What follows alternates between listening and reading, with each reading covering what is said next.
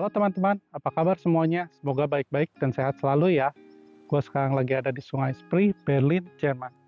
Nah, pada kesempatan kali ini, gue mau share sedikit gimana sih caranya gue bisa kerja dan hidup di Jerman. Nah, prosesnya tentu saja gak gampang ya, tapi sedikit spoiler aja, gue gak pernah kuliah di sini dan gue juga gak pernah ambil kuliah master atau belajar bahasa di Jerman. Sebenarnya gue sampai sekarang pun belum bisa bahasa Jerman. Nah, masih penasaran nggak sih gimana sih caranya gue bisa kerja situ tanpa kuliah atau tanpa agen, bahkan tanpa koneksi di sini? Kalau masih, tonton terus videonya dan jangan lupa like dan subscribe ya.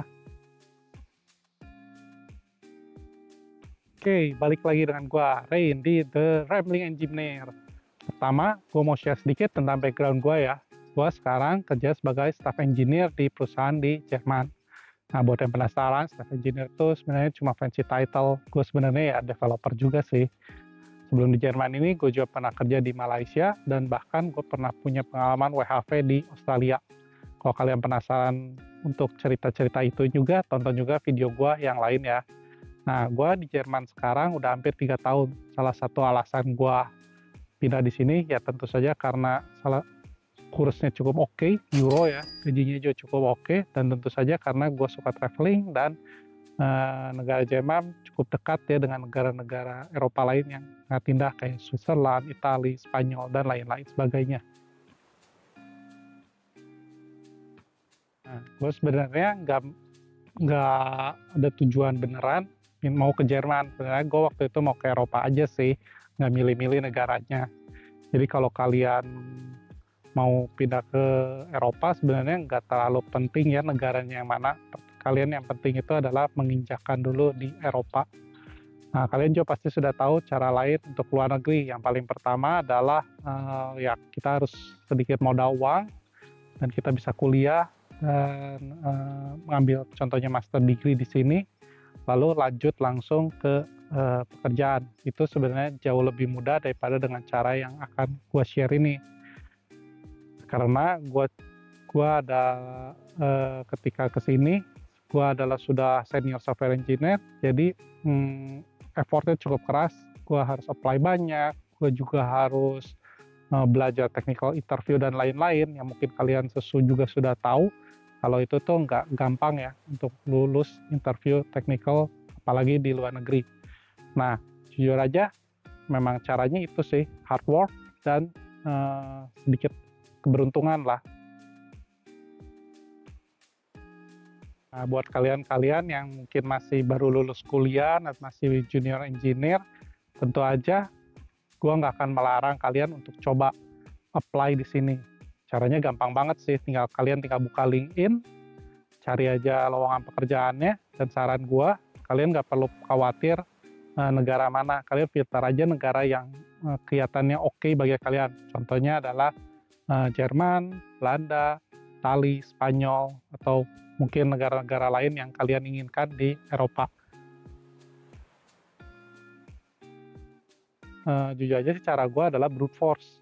Kalian apply aja tanpa pandang bulu, kalian nggak perlu pusing, kalian nggak perlu filter sampai pengen kerja di Google, di Amazon, atau di any other FANG company, karena itu tuh cukup sulit. Kalian akan lebih mudah untuk mendapatkan pekerjaan yang kalian inginkan kalau kalian sudah sampai di Eropa ini.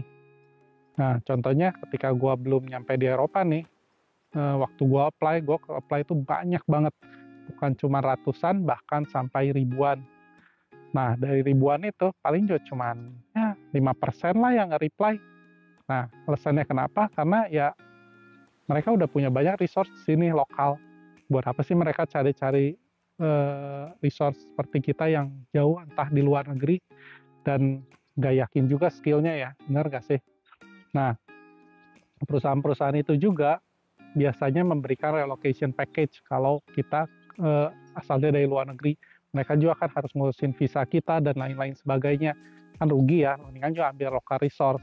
Makanya itulah kenapa gue menyarankan lebih baik kalian brute force saja.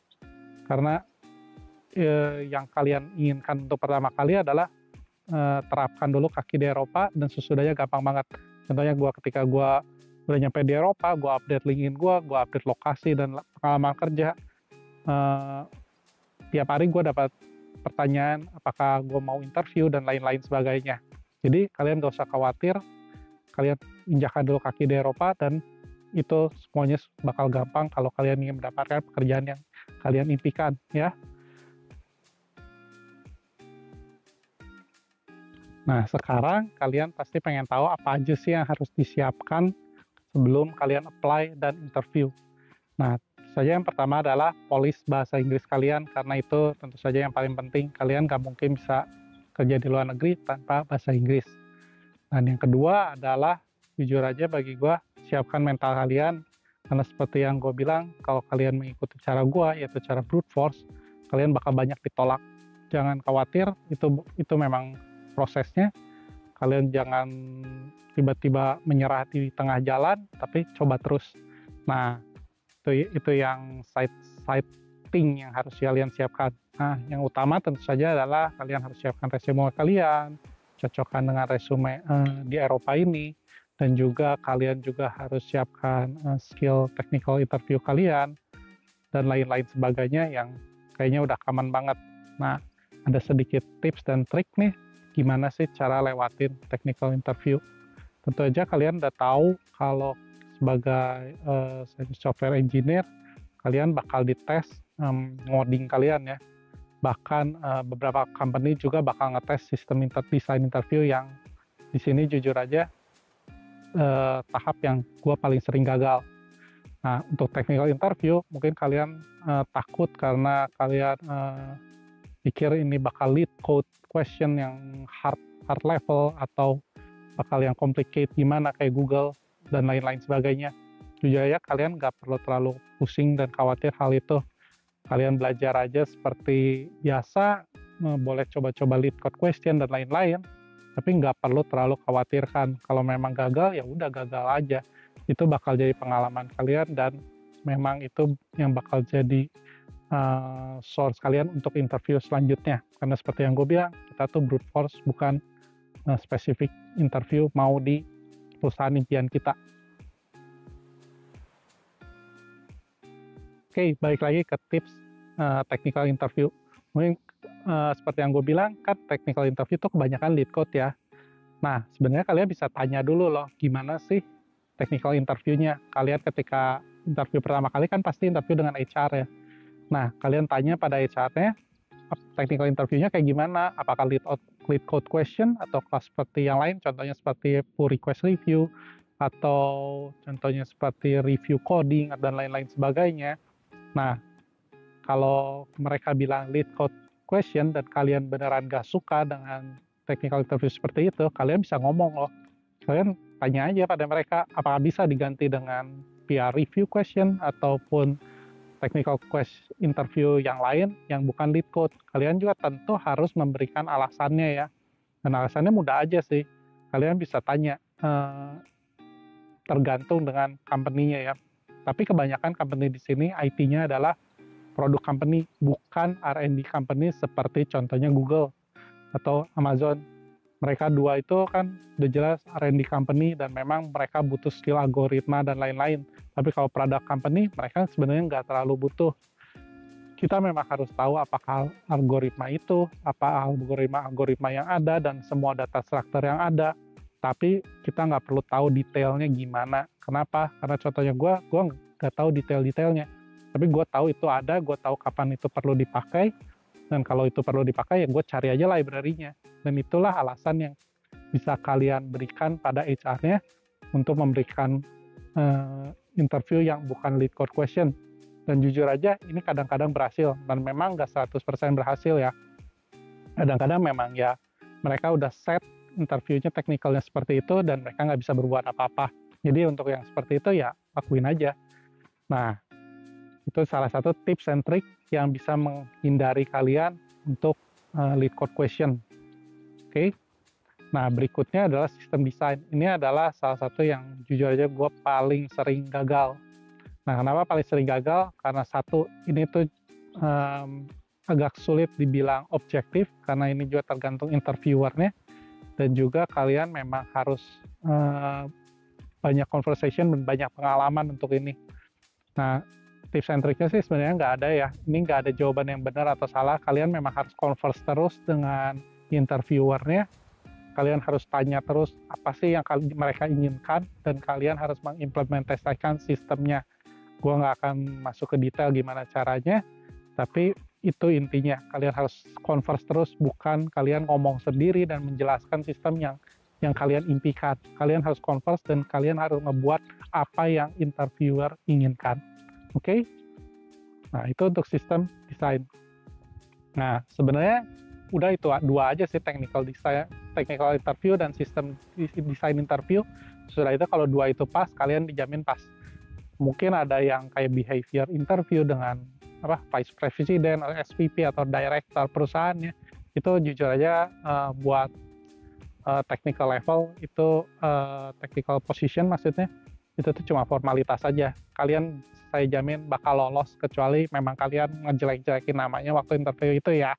Itu sih beda cerita. Jadi cukup dua itu aja. Kalau kalian udah lolos, jamin pasti lolos.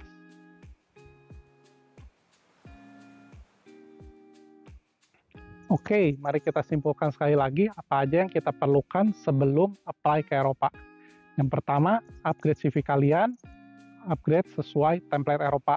Kalian juga bisa lihat link di bawah deskripsi ini untuk template atau CV contoh yang di Eropa. Yang kedua adalah upgrade atau polish bahasa Inggris kalian. Dan juga tentu saja kalian harus polish technical interview kalian atau sistem desain interview kalian. Biasakan dan tahu apa aja sih yang dibutuhkan.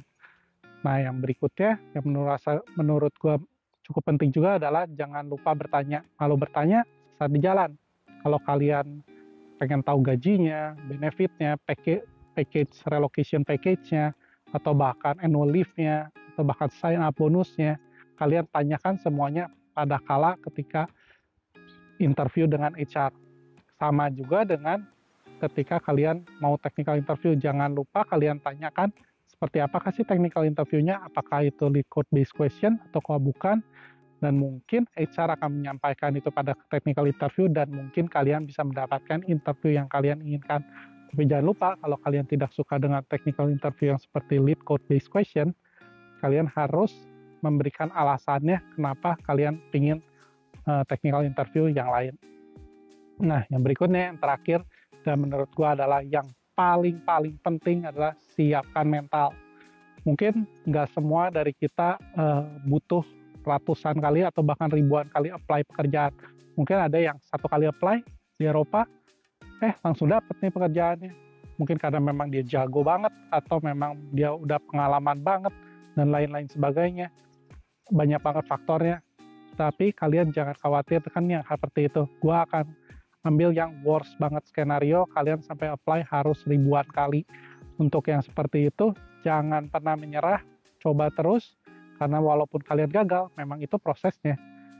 Tapi setiap kali gagal, kalian juga akan belajar lebih banyak, oh seperti ini sih, ternyata technical interview-nya, kalian bisa belajar lebih baik. Seperti ini sih sistem desain interview-nya, kalian bakal bisa improve lagi. Jangan lupa juga, tanya feedback kalau kalian memang ditolak. Mungkin memang mereka bisa memberikan feedbacknya ya.